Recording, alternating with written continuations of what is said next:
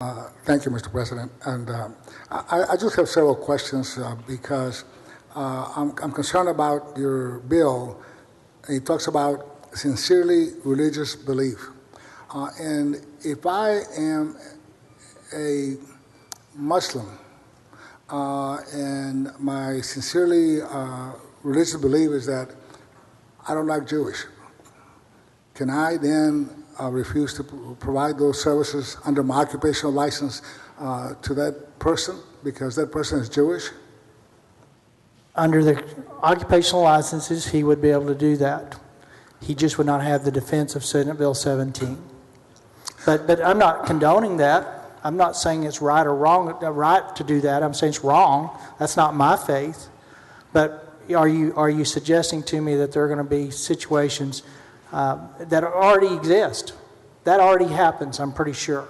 And when it does, the process takes over and those people can lose their licenses. Well, the difference is that we're using the authority and power of government that provides you with an occupational license that regulates your profession to discriminate, to be used that to discriminate against other people, whether you're gay, whether you're Catholic, whether you're Christian, whether you're Buddhist, whatever. That's what you're doing, and you just answered my question that yes, you can do that. So which religion is protected and which not is the question I asked, because you used the example of Muslim and Jew. So well, I can use other examples too. I mean, I guess what I'm telling you is there are legitimate people with legitimate, sincere beliefs that they practice day in and day out. So what I'm hearing is they have no defense of their livelihood. If they have an occupational license, they should not expect to have their faith intertwined in their daily business activity. I think, quite frankly, if a Jewish couple doesn't want to go out to dinner with a Muslim couple, or a Christian couple doesn't want to go out to dinner with a Buddhist couple, so be it. That's a personal choice. But here, you're using government, the authority provided to you by government, to discriminate against other people who are citizens of the state. Government is using this same license to discriminate against people of faith in their practice. I think you're turning this upside down, because that's not the way it works. The freedom of religion is to practice whatever religion you want. But it doesn't give you authority to use government to discriminate against people. Otherwise, you're going to balkanize our state. It's not a discrimination. It's a defense in the event that I'm challenged on the license. So you can still lose your license. You can still be sued. You can still be fired. But if the reason I didn't provide that service is because of my deeply held, whether it be Muslim, Jewish, or Christian, or whatever, then I ought to have the ability to have that defense. And more importantly, in my mind, it shouldn't be determined by an administrative regulatory board.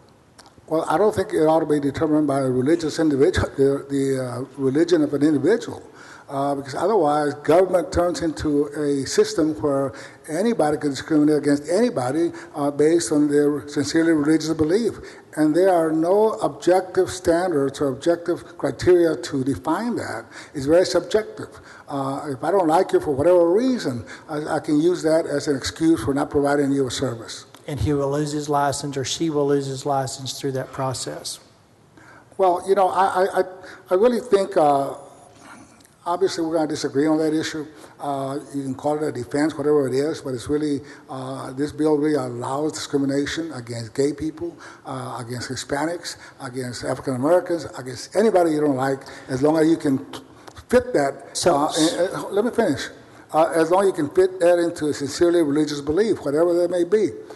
Because you don't define your religion either here. How many religions do we have? Are those only established, that are established, or how do you recognize which religion? So, Mr. Chairman, there's something you said there I can't let go. So you mentioned race. Race is already federally and state protected.